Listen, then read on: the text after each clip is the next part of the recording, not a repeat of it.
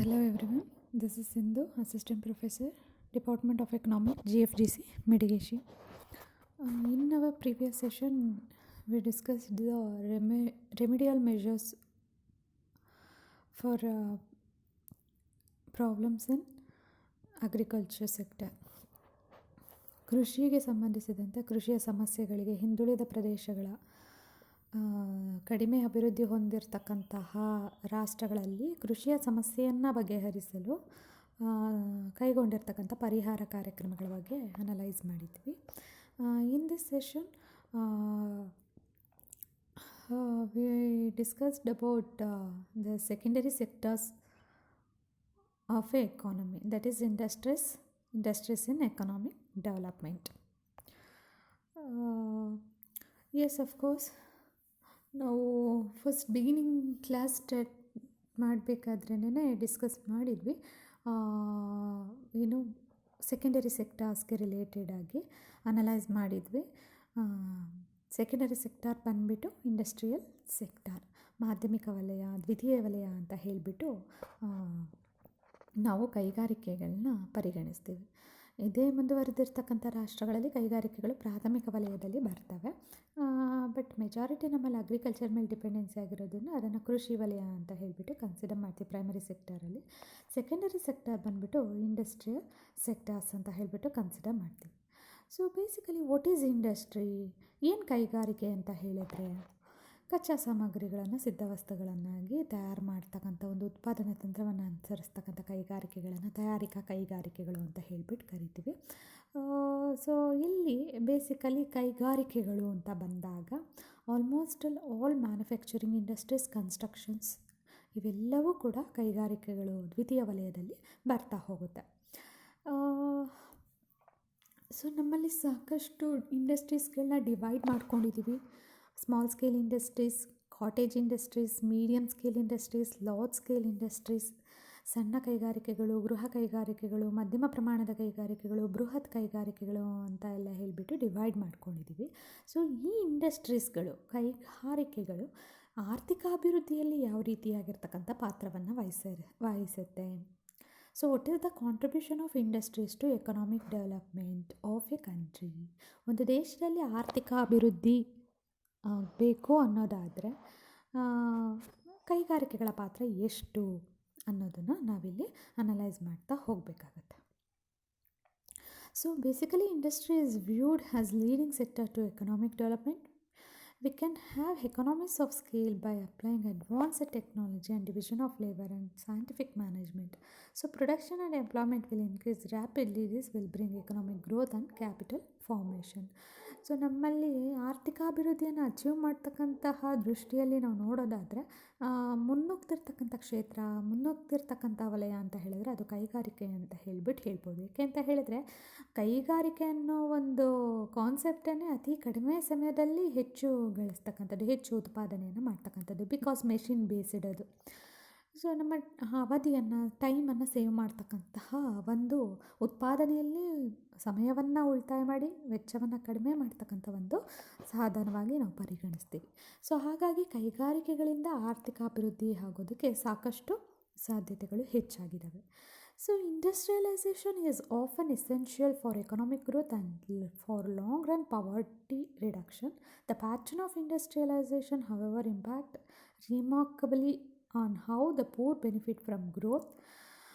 Also, the location of industrial facilities has an impact on overall poverty reduction and inequality. ಕೈಗಾರಿಕೀಕರಣ ಅಂತಕ್ಕಂಥದ್ದು ಒಂದು ದೇಶದ ಆರ್ಥಿಕ ಅಭಿವೃದ್ಧಿಯ ರಚನೆಗೆ ಬಹಳ ಪ್ರಮುಖವಾಗಿರುತ್ತೆ. ಅದರಲ್ಲೂ ಆರ್ಥಿಕತೆಯಲ್ಲಿ ಇರ್ತಕ್ಕಂಥ ಬಹಳ ವರ್ಷಗಳಿಂದ ಬಂದಿರತಕ್ಕಂಥ ಬಡತನವನ್ನು ನಿರ್ಮೂಲನೆ ಮಾಡಲಿಕ್ಕೆ ಕೈಗಾರಿಕೆ ಅತ್ಯುನ್ನತವಾಗಿರ್ತಕ್ಕಂಥ ಅಸ್ತ್ರ ಅಂತ ಹೇಳ್ಬೋದು.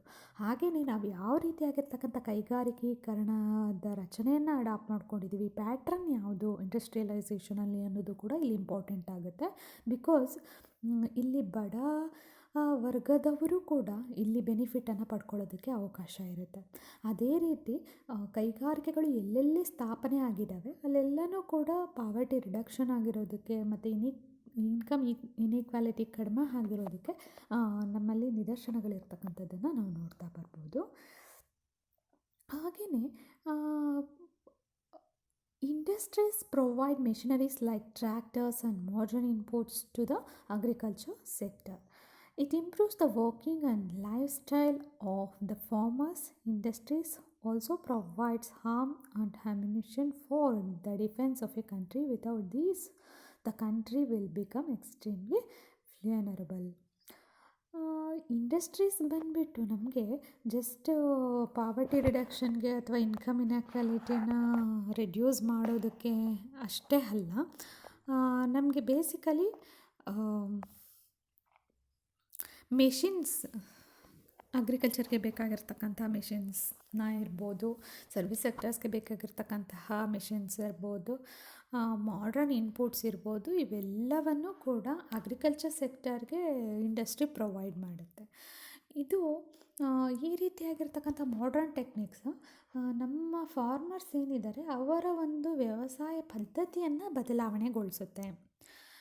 ಹಾಗೆಯೇ ನಮ್ಮ ಅಗ್ರಿಕಲ್ಚರ್ ಸೆಕ್ಟರ್ ಮಾತ್ರ ಅಲ್ಲ, ನಮ್ಮ ಡಿಫೆನ್ಸ್ ಸೆಕ್ಟರ್, ನಮ್ಮ ರಕ್ಷಣಾ ವಲಯಕ್ಕೂ ಬೇಕಿರ್ತಕ್ಕಂಥ ವಾರ್ ಎಕ್ವಿಪ್ಮೆಂಟ್ನ ತಯಾರು ಮಾಡಿಕೊಡೋದು ಕೂಡ ಇಂಡಸ್ಟ್ರಿನೇ ಆಗಿರುತ್ತೆ. ಅದ್ರ ಜೊತೆಗೆ ಸಾಕಷ್ಟು ಕೈಗಾರಿಕಾ ವಲಯದಲ್ಲಿ ಉತ್ಪಾದನೆ ಹೆಚ್ಚಳ ಆಗೋದ್ರಿಂದ, ಏಕೆಂದರೆ ಕೈಗಾರಿಕಾ ಉತ್ಪನ್ನಗಳಿಗೆ ಆಲ್ಮೋಸ್ಟ್ ಆಲ್ ಎಲ್ಲ ಕಡೆಯಿಂದನೂ ಬೇಡಿಕೆ ಇದೆ. ಹಾಗಾಗಿ ಉತ್ಪನ್ನಗಳಿಗೆ ಬೇಡಿಕೆ ಜಾಸ್ತಿ ಆದಾಗ ಉದ್ಯೋಗ ಅವಕಾಶಗಳು ಕೂಡ ಹೆಚ್ಚಾಗ್ತಾ ಹೋಗ್ತವೆ. ಬಿಕಾಸ್ ಅವುಗಳಿಗೆ ಬೇಡಿಕೆ ಜಾಸ್ತಿ ಇದೆ ಅಂತ ಹೇಳಿದ್ರೆ ಉತ್ಪಾದನಾ ಪ್ರಮಾಣ ಜಾಸ್ತಿ ಆಗಿರುತ್ತೆ. ಉತ್ಪಾದನೆ ಜಾಸ್ತಿ ಆದಾಗ ಎಂಪ್ಲಾಯ್ಮೆಂಟ್ ಆಪರ್ಚುನಿಟೀಸ್ಗಳು ಕೂಡ ಹೆಚ್ಚಾಗ್ತಾ ಬರ್ತವೆ. ಸೊ ಇದನ್ನು ನಾವು ಇಲ್ಲಿ ಕನ್ಸಿಡರ್ ಮಾಡ್ತಾ ಬರಬೇಕಾಗುತ್ತೆ. So another one is the rapid development of capital goods industries promote the growth of agriculture, transportation and communication. It also enables the country to produce a variety of consumer goods in large quantities and at low cost. It also eliminates our dependency on the other countries for the supply of essential goods. Rapid development of capital goods, ಬಂಡವಾಳ ಸರಕುಗಳಲ್ಲಿ ಬೆಳವಣಿಗೆ. ಇದು ಬಂಡವಾಳ ಸರಕುಗಳ ಅಭಿವೃದ್ಧಿ, ತೀವ್ರತರದ ಅಭಿವೃದ್ಧಿ ಕೃಷಿ ಕ್ಷೇತ್ರಕ್ಕೆ ಮತ್ತು ಸಾರಿಗೆ ಕ್ಷೇತ್ರಕ್ಕೆ ಮತ್ತು ಕಮ್ಯುನಿಕೇಷನ್ಗೆ ಇದಕ್ಕೆ ಹೆಚ್ಚಿನ ಅಭಿವೃದ್ಧಿ ಆಗೋದಕ್ಕೆ ಪ್ರಮೋಟ್ ಮಾಡ್ದಂಗೆ ಆಗುತ್ತೆ. ಬಿಕಾಸ್ ನಮಗೆ ಬಂಡವಾಳ ಸರಕುಗಳು ಅಂತ ಬಂದರೆ ನಾನು ಆಗಲೇ ಹೇಳ್ದಂಗೆ ಮೆಷಿನ್ಸ್ಗಳನ್ನ ನಾವು ಕನ್ಸಿಡರ್ ಮಾಡ್ತೀವಿ. ಈ ಮೆಷಿನ್ಸ್ಗಳು ಟ್ರಾನ್ಸ್ಪೋರ್ಟೇಷನ್ಗೂ ಅಷ್ಟೇ ಇಂಪಾರ್ಟೆಂಟು, ಇವತ್ತಿನ ದಿನ ಅಗ್ರಿಕಲ್ಚರ್ಗೂ ಕೂಡ ಬೇಕು. ಈಗ ನಾವು ಅಡಿಕೆ ಬೆಳೆದಿರ್ತೀವಿ, ಅಡಿಕೆ ತೋಟ ಇಟ್ಟಿರ್ತಾನೆ, ಅವನು ಅದನ್ನು ಸಪ್ರೇಟ್ ಮಾಡಬೇಕಂದ್ರೆ ಅಡಿಕೆ ಬಿಡಿಸ್ತಕ್ಕಂಥ ಯಂತ್ರಕ್ಕೆ ಡಿಪೆಂಡ್ ಆಗಿರ್ತಾನೆ. ಸೊ ಅಂದರೆ ಅಂತಹ ಮೆಷಿನ್ಸ್ಗಳು, ಅಂಥ ಕ್ಯಾಪಿಟಲ್ ಗೂಡ್ಸ್ನ ಲೆವೆಲ್ ಜಾಸ್ತಿ ಆಗ್ತಾ ಹೋಗ್ತಾ ಇದೆ ನಮ್ಮ ಬಳಕೆಯ ಪ್ರಮಾಣ. It also enables the country to produce a variety of consumer goods in large quantity and at lower cost. ತುಂಬ ಕಡಿಮೆ ಬೆಲೆಯಲ್ಲಿ ಅನುಭೋಗಿ ಸರಕುಗಳು ಸಿಗೋ ರೀತಿಯಲ್ಲಿ ಆಗ್ತಾ ಇದೆ. ಸೊ ಹಾಗಾಗಿ ಅತ್ಯವಶ್ಯಕ ಸರಕುಗಳನ್ನೂ ಕೂಡ ನಾವು ಇಲ್ಲಿ ಪಡ್ಕೊಳ್ಳೋದಕ್ಕೆ ಅವಕಾಶ ಆಗುತ್ತೆ. And industrialization with the Industrial Revolution has placed at the heart of structural changes, has consistently raised the level of production and employment. ನಾನು ಹಿಂದೆ ಹೇಳ್ದಂಗೆ ಉತ್ಪಾದನೆ ಮತ್ತು ಉದ್ಯೋಗಾವಕಾಶಗಳ ಹೆಚ್ಚಳದಲ್ಲಿ ಕೈಗಾರಿಕೀಕರಣದ ಪಾತ್ರ ಬಹಳ ಪ್ರಮುಖವಾಗಿದೆ. ಉತ್ಪಾದನೆ ಹೆಚ್ಚಾದಷ್ಟು ಉತ್ಪಾದನಾ ಘಟಕಗಳ ವಿಸ್ತರಣೆ ಜಾಸ್ತಿ ಆಗುತ್ತೆ, ಕೈಗಾರಿಕೆಗಳ ವಿಸ್ತರಣೆ ಜಾಸ್ತಿ ಆಗುತ್ತೆ. ಎಲ್ಲೆಲ್ಲಿ ಕೈಗಾರಿಕೆಗಳು ವಿಸ್ತೃತಗೊಳ್ತಾ ಹೋಗ್ತವೋ ಅಲ್ಲೆಲ್ಲ ಉದ್ಯೋಗಾವಕಾಶಗಳು ಹೆಚ್ಚಾಗ್ತಾ ಹೋಗ್ತವೆ. ನಮಗೆ ತಿಳಿದಿರೋ ಹಾಗೆ ಉದ್ಯೋಗಾವಕಾಶಗಳು ಹೆಚ್ಚಾದರೆ ಬಡತನದಿಂದ ನಿರ್ಮೂಲನೆ ಹೊಂದ್ತೀವಿ, ನಮ್ಮ ಆದಾಯದ ಪ್ರಮಾಣ ಹೆಚ್ಚಾಗುತ್ತೆ, ಶಿಕ್ಷಣ, ವೈದ್ಯಕೀಯ ಸೌಲಭ್ಯಗಳೆಲ್ಲವನ್ನೂ ಕೂಡ ಬಳಸ್ಕೊಂಡು ನಮ್ಮ ಜೀವನ ಮಟ್ಟವನ್ನು ಉನ್ನತಗೊಳಿಸ್ಕೊಳ್ಳೋದಕ್ಕೆ ಒಂದು ಅತ್ಯುತ್ತಮವಾಗಿರ್ತಕ್ಕಂಥ ಅವಕಾಶ ಅಂತ ಹೇಳಿಬಿಟ್ಟು ನಾವು ಕನ್ಸಿಡರ್ ಮಾಡ್ಬೋದು. Industrial development have historically led to periods of economic growth. New technologies make jobs easier, faster and better, which can lead to an increase in a business output and an increase in profits. Industrialization in the workforce has many benefits that are more far-reaching as well. ನಮಗೆ industrial ಅನ್ನೋದು economic ಗ್ರೋತ್ಗೆ ಯಾಕಷ್ಟು important ಅಂತ ನಾವು ಹೇಳೋದಾದರೆ, ಇವತ್ತಿನ ದಿನ ಈ new technology ನಮಗೆ ಜಾಬ್ನ ತುಂಬ ಈಸಿ ಅನಿಸಿದೆ, ಹಾಗೆಯೇ ತುಂಬ ಫಾಸ್ಟಾಗಿ ಮಾಡ್ತಕ್ಕಂತಹ ಪ್ರೊಸೀಜರ್ಸ್ ಬಂದಿದೆ ಆ್ಯಂಡ್ ಬೆಟರ್ ಪೊಸಿಷನಲ್ಲಿ ನಾವು ಮಾಡ್ತಾಯಿದ್ದೀವಿ. ಬಿಕಾಸ್ ಈಗ ನೋಡಿ, ನಾವು ಯಾವ ಒಂದು ಡಾಟಾವನ್ನು ನಾವು ಕೈಯಲ್ಲಿ ಬರೆಯೋದಕ್ಕೂ ಈ ಕಂಪ್ಯೂಟರ್ ಸಿಸ್ಟಮಲ್ಲಿ ಟೈಪ್ ಮಾಡೋದಕ್ಕೂ ತುಂಬ ಡಿಫ್ರೆನ್ಸ್ ಇದೆ. ನಾವು ಎಲ್ಲಿ ಅಂತ ಸೇವ್ ಮಾಡಿ ಇಟ್ಕೋಬೋದು, ನಾವು ಹ್ಯಾಂಡಲ್ಲಿ ಬರೆದಿರ್ತಕ್ಕಂಥದ್ದು ಎಷ್ಟು ಅಂತ ಸೇವ್ ಮಾಡಿ ಇಟ್ಕೋಬೋದು. ಬಟ್ ಅದೇ ನೀವು ಒಂದು ಸಿಸ್ಟಮಲ್ಲಿ ಮೆಷಿನ್ ಬೇಸ್ಡ್ ಆಗಿರ್ತಕ್ಕಂತಹ ಒಂದು ಸಿಸ್ಟಮಲ್ಲಿ, ಒಂದು ಲ್ಯಾಪ್ಟಾಪಲ್ಲಿ ನೀವು ಸೇವ್ ಮಾಡಿಟ್ಕೊತೀರ, ಒಂದು ಮೊಬೈಲಲ್ಲಿ ಸೇವ್ ಮಾಡಿಟ್ಕೊಳ್ಬಹುದಾದರೆ ಸಾಕಷ್ಟು ಡಾಟಾಗಳನ್ನ ಸೇವ್ ಮಾಡಿಟ್ಕೋಬೋದು. ಆ್ಯಂಡ್ ನಮ್ಮ ಟೈಮ್ ಕೂಡ ಸೇವ್ ಆಗುತ್ತೆ. ಈಗ ಅದೇ ಒಂದು ಫೈಲ್ ನಮ್ಗೆ ಇನ್ನೊಂದು ಬೇಕು, ಅದೇ ಫೈಲ್ ಬೇಕು ಅಂತ ಆದರೆ ನಾವು ಬರೆದಿದ್ದನ್ನೇ ಪುನಃ ಬರ್ಕೊಂಡು ಕೂತ್ಕೊಂಡ್ರೆ ಟೈಮ್ ತುಂಬ ಕನ್ಸ್ಯೂಮ್ ತಗೊಳುತ್ತೆ. ಬಟ್ ಅದೇ ನಾವು ಕಾಪಿ ಪೇಸ್ಟ್ ಆಪ್ಷನ್ ಇರೋದ್ರಿಂದ ಲ್ಯಾಪ್ಟಾಪ್ಸಲ್ಲಿ, ಸಿಸ್ಟಮ್ಸಲ್ಲಿ ಮೆಷಿನ್ ಬೇಸ್ಡ್ ಆಗಿರ್ತಕ್ಕಂಥದ್ದು, ಸೊ ಡಾಟಾಗಳನ್ನ ಹೆಚ್ಚು ಸೇವ್ ಮಾಡ್ಕೊಳ್ಬಹುದು. ಇದು ನಾನು ಕೊಡ್ತಿರ್ತಕ್ಕಂಥ ಒಂದು ಎಕ್ಸಾಂಪಲ್. ನಾವು ನಮ್ಮ ಎಜುಕೇಷನ್ ಫೀಲ್ಡಲ್ಲೆಲ್ಲ ಹೆಚ್ಚಾಗಿ ಯೂಸ್ ಮಾಡ್ತೀವಿ. ಸೊ ಇದು ನಮಗೆ ಹೆಚ್ಚು ಬೆನಿಫಿಟ್, ಅಂದರೆ ನಮಗೆ ಈಸಿ ಮಾಡಿದೆ. ಆಮೇಲೆ ನಾವು ಸೇವ್ ಮಾಡ್ಕೊಳ್ಳೋದಕ್ಕೆ ಆಪ್ಷನ್ಸ್ಗಳು ಜಾಸ್ತಿ ಇದ್ದಾವೆ, ಅದನ್ನು ಸೆಂಡ್ ಮಾಡೋದಕ್ಕೆ ಆಪ್ಷನ್ಸ್ ಇದೆ. ಅಂದರೆ ಈ ಒಂದು ಕಮ್ಯುನಿಕೇಷನಿಂದಾಗಿ, ಟೆಕ್ನಾಲಜಿಯಲ್ಲಿ ದಿನದಿಂದ ದಿನಕ್ಕೆ ಆಗ್ತಿರ್ತಕ್ಕಂಥ ಇನೋವೇಷನ್ಸಿಂದಾಗಿ ನಮ್ಮ ವರ್ಕ್ ಮೊದಲಿಗಿಂತ ಈಸಿ ಇದೆ ಆ್ಯಂಡ್ ಬೆಟರಾಗಿ ಮಾಡಬಹುದು. ಈಗ ನಾವು ಬರೆಯೋದಕ್ಕೆ ಏನು ಟೈಮ್ ವೇಸ್ಟ್ ಮಾಡ್ತಾಯಿದ್ವಿ, ಆ ಟೈಮನ್ನು ಬೇರೆ ಇನ್ನೊಂದು ಇನೋವೇಷನ್ಗೋ, ಇನ್ನೊಂದು ರಿಸರ್ಚ್ಗೋ ನಾವು ಉಪಯೋಗಿಸ್ಕೊಳ್ಬಹುದು. ಸೊ ಹಾಗಾಗಿ ಎಕನಾಮಿಕ್ ಗ್ರೋತ್ ಆಗೋದಕ್ಕೆ ಇಂಡಸ್ಟ್ರಿ ಈ ರೀತಿಯಲ್ಲೂ ಕೂಡ ಕಾರಣ ಆಗ್ತಿರ್ತಕ್ಕಂಥದ್ದನ್ನು ನಾವು ನೋಡ್ತಾ ಬರ್ಬೋದು. And also many industries have improved greatly over the years thanks to development in industrialisation. Adding technology or improving upon industrial methods increase output and productivity. Technology ಏನೇ ಅಡಾಪ್ಷನ್ ಇದ್ದರೂ ಅದು ಇಂಡಸ್ಟ್ರಿಯಲ್ಲೇ ನಾವು ನೋಡೋದು. ಬಿಕಾಸ್ ಟೆಕ್ನಾಲಜಿ ಒಂದು ಇನೋವೇಷನ್ಸ್ ಬೇಕಿರೋದೇ ನಮಗೆ industry ಒಂದು ಕಾನ್ಸೆಪ್ಟಿಂದ. ಹಾಗಾಗಿ ತಂತ್ರಜ್ಞಾನವನ್ನು ನಾವು ಅಡಾಪ್ಟ್ ಮಾಡ್ಕೊಂಡಿದ್ದೀವಿ, ಟೆಕ್ನಾಲಜಿಯನ್ನು ಬಳಸ್ಕೊಂಡಿದ್ದೀವಿ ಅನ್ನೋದಾದರೆ ಡೆಫಿನೆಟ್ಲಿ ನಮಗೆ ಇಂಡಸ್ಟ್ರಿಯಲ್ ಗ್ರೋತ್ ಆಗ್ತಿರ್ತಕ್ಕಂಥದ್ದನ್ನು ನಾವು ನೋಡ್ಬೋದು. ಬಟ್ ಹೆಚ್ಚು ಆಪರ್ಚುನಿಟಿ ಇರೋದು ಟೆಕ್ನಾಲಜಿನ ಯುಟಿಲೈಸ್ ಮಾಡೋದಕ್ಕೆ ಅದು ಇಂಡಸ್ಟ್ರಿಯಲ್ಲಲ್ಲಿ. ಇಂಡಸ್ಟ್ರಿ ಮುಖಾಂತರ ಬೇರೆ ಎಲ್ಲ ಸೆಕ್ಟರ್ಗಳಿಗೂ ಕೂಡ ನಾವು ಸ್ಪ್ರೆಡ್ ಮಾಡ್ಬೋದು. So another one is adding industrial development to business can increase the scale of production, reduce the cost of production, make improvements on the products being developed, and widen the market for products and service being sold. Definitely ನಾವು ಒಂದು industrial development ಬಗ್ಗೆ ಹೇಳ್ತಾ add ಮಾಡೋದಾದರೆ ಒಂದು concept ಉತ್ಪಾದನಾ ಪ್ರಮಾಣವನ್ನು ಜಾಸ್ತಿ ಮಾಡುತ್ತೆ, ಅದ್ರ ಜೊತೆಗೆ ಉತ್ಪಾದನಾ ವೆಚ್ಚವನ್ನು ಕಡಿಮೆ ಮಾಡುತ್ತೆ. ಆ್ಯಂಡ್ ಆಲ್ಸೋ ಪ್ರೊಡಕ್ಟ್ಸ್ನ ಇನ್ನೂ ಉತ್ತಮವಾಗಿ, ಇನ್ನೂ ಕ್ವಾಲಿಟಿ ಬೇಸಿಗಾಗಿ ಉತ್ಪಾದನೆ ಮಾಡೋದಕ್ಕೆ ಅವಕಾಶ ಮಾಡಿಕೊಡುತ್ತೆ. ಬಿಕಾಸ್ ಯಾವಾಗ ನಮಗಿಲ್ಲಿ ಟೆಕ್ನಾಲಜಿ ಮೆಷಿನ್ಸ್ನ ಯೂಸ್ ಮಾಡ್ತೀವೋ ಟೈಮ್ ಸೇವ್ ಆಗುತ್ತೆ. ಟೈಮ್ ಸೇವ್ ಆದಷ್ಟು ಉತ್ಪಾದನಾ ವೆಚ್ಚ ಕಡಿಮೆ ಆಗುತ್ತೆ. ಉತ್ಪಾದನಾ ವೆಚ್ಚ ಕಡಿಮೆ ಆಗುತ್ತೆ, ಆ ಟೈಮಲ್ಲಿ ಇನ್ನೂ ಉತ್ಪಾದನೆಯನ್ನು ಜಾಸ್ತಿ ಮಾಡ್ಬೋದು. ಉತ್ಪಾದನೆ ಪ್ರಮಾಣ, ಸ್ಕೇಲ್ ಜಾಸ್ತಿ ಆಗುತ್ತೆ. ಆ್ಯಂಡ್ ಆಲ್ಸೋ ಕ್ವಾಲಿಟಿ, ಗುಣಮಟ್ಟನೂ ಕೂಡ ನಮಗೆ ಇಂಪಾರ್ಟೆಂಟ್. ಬಟ್ ಅದನ್ನೇ ನಾವು ಅಗ್ರಿಕಲ್ಚರಲ್ಲಿ ಅಪ್ಲೈ ಮಾಡಿ ನೋಡಿದಾಗ ಗ್ರೀನ್ ರೆವಲ್ಯೂಷನ್ ಅಡಾಪ್ಟ್ ಮಾಡ್ಕೊಂಡ್ವಿ, ಬಟ್ ಕ್ವಾಂಟಿಟಿ ನಮಗೆ ಸಫಿಷಿಯೆಂಟ್ ಆದ್ರೂ ಕೂಡ ಕ್ವಾಲಿಟಿನಲ್ಲಿ ನಾವು ಒಪ್ಕೊಳ್ಳೋಕ್ಕಾಗಲಿಲ್ಲ.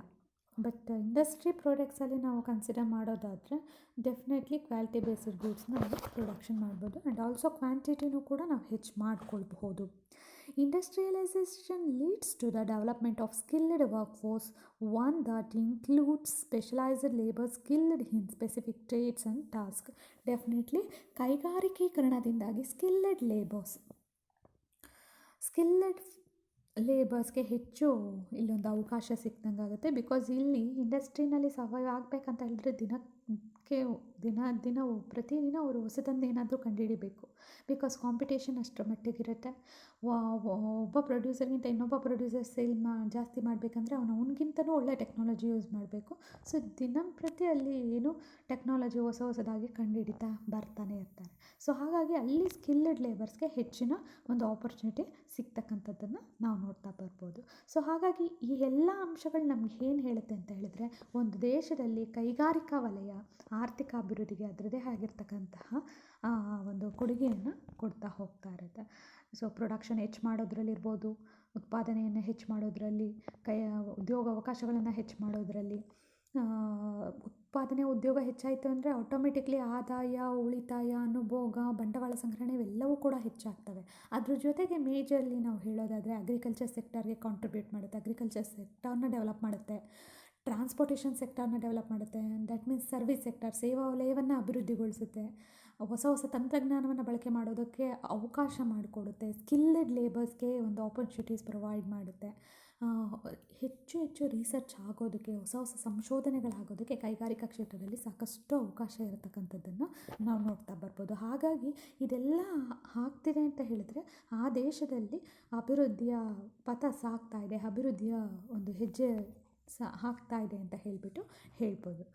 So these are some factor tells the importance of industries in economic development of the country. ಒಂದು ದೇಶದ ಆರ್ಥಿಕ ಅಭಿವೃದ್ಧಿಯಲ್ಲಿ ಕೈಗಾರಿಕೆಯ ಪಾತ್ರ ಏನು ಅನ್ನೋದನ್ನು ಎಲ್ಲ ಅಂಶಗಳು ನಮಗೆ ತಿಳಿಸ್ಕೊಡ್ತವೆ. So in next class we will discuss another topic. Thank you very much.